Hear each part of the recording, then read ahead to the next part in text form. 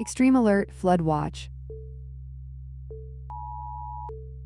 Flood watch for Dade and 51 other areas, active until Thursday at 5 a.m.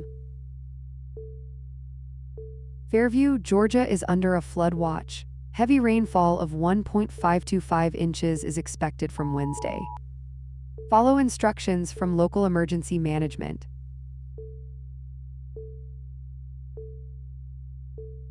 Monitor local emergency channels for updates and instructions.